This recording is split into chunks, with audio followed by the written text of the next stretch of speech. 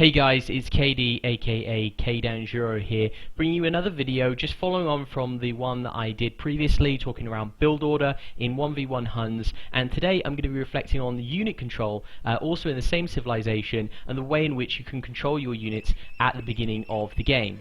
Now, as I covered off last game, you're going to be thinking about stables straight away at the beginning of the game, and beginning to produce paladins which are going to serve as not only defense but also to attack your opponent. And there's kind of three things I want to cover off as part of this video. So the first one is just talking about one way in which you can actually apply pressure to your opponent. So at the beginning of the game, personally, I'll always group together about 4 to 6 paladins right at the beginning of the game. So I'll be looking for the enemy's berry bush and also their main gold, and then as my paladins are moving towards their base, I'm going to hold down the control button and I'm also then going to left click on my units, and I'm going to distribute those paladins up in 3 different directions. So holding it down, left click, control, and then separating them out. So nice and simple way to actually put units around the enemy's base in 3 different directions to most successfully look for villagers and to pick them off and start to apply some pressure right off the beginning of the game. 2 as well is a perfect sized group because if one dies or gets caught, then you know that the other one is going to carry on to take out an enemy villager and do some damage.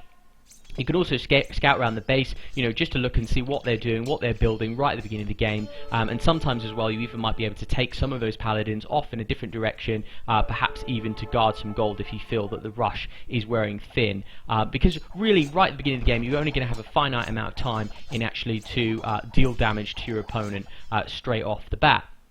So what's the second option then? Well, the second option in the way in which you can do some pressure, laying down some pressure on your opponent, is actually to click on your stable and then right click onto the minimap, so that when paladins produce, they're going to produce in different directions around the enemy's base.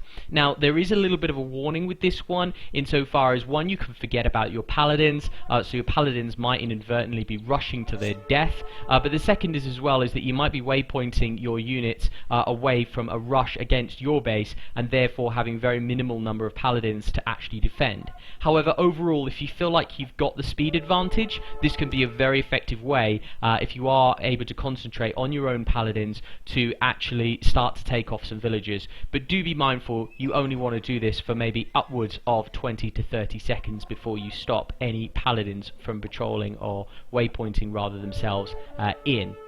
So the third and final is just talking about how you can use other structures as well as stables to actually defend against yourself. So this is just talking about unit control when you're defending yourself against paladins rushing in from your opponent. So in this example here, I'm just going to show you, by not actually waypointing any of my structures at all, how units will actually spawn. They'll actually spawn directly outside of your structures. Now, this isn't actually such a bad thing. In actual fact, it can be quite advantageous because you get a 360-degree defense of units around you. The disadvantage is, though, of course, you will have to double-click on your units and bring them forward to gather, which can be a little bit fiddly if you're just starting off in Huns, as opposed to perhaps just waypointing them forward towards the beginning of your base. However, what you can also do is, using your barracks, is to select waypoints near to where you believe enemy raids or rushes in at the beginning of your base from enemy paladins are likely to be, or indeed where your most vulnerable villagers may be. Now, you can see, and I know I don't want to reflect too much around build order, but you can see the way in which I've actually set out my structures, and this is actually an important point to note here, because if you do set them up with only very small gaps, little ways through for them to actually pass, it means that halberdiers have got a better chance of blocking them and stopping any paladins coming through, and it acts as a bit of a wall, really, as your units are building structures around, whereas if you kind of just dotted them all over, there's very, very wide open gaps in which for their units rather to pass through and start to score some kills against the enemy. So that's really sort of the first three ways. There is one other thing I kind of want to cover off in this video, and that's just talking about your main army and using that effectively. So right at the beginning of the game, what you want to do is you're making sure that you're not grouping up just paladins and sending them in by patrol on their own. You always want to try and group all of your units together, including halberdiers. And the reason being is that if you send off your paladins by patrol first, then your other halberdiers and other units are likely to go slower than paladins, which means that your paladins are more likely to hit up against other halberdiers, which is really going to blunt your blade in terms of your overall attack. It's going to deplete some of your early gold units and therefore wear on your overall pressure and advantage that you might have against your opponent. The other thing I want to talk to you about is actually the use of the patrol. So I use Z is my patrol key. I find it's really nice as Z, just nice and handy, but obviously it's just down to your personal preference. At the beginning of the game, you do want to make sure that you're grabbing your units together and patrolling towards the end of their base, just to get your units going towards where you believe that patrol line is likely going to be. So it's usually going to be pretty central. You do want to keep an eye on your units, of course.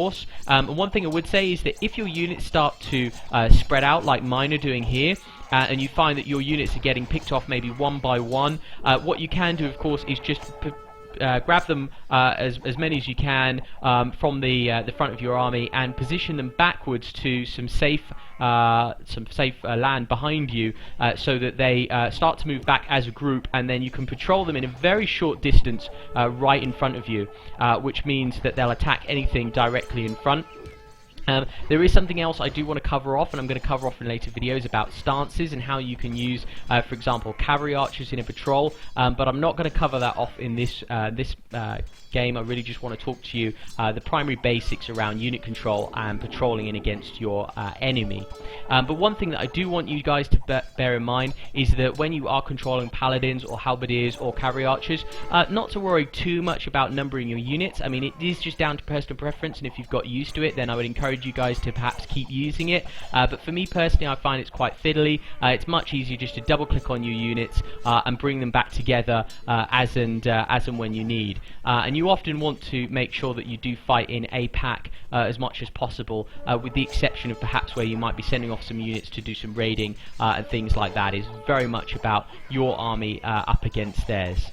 So really, guys, that's all I really want to cover off in this video. Just a nice, straightforward demonstration about how you use your units initially at the beginning of the game, and also talking to you guys about using your army and the use of patrol. I will cover off more advanced techniques, tips, tactics, things like that you can use when you're using your army, because I appreciate this is quite a simplistic overview, really overall.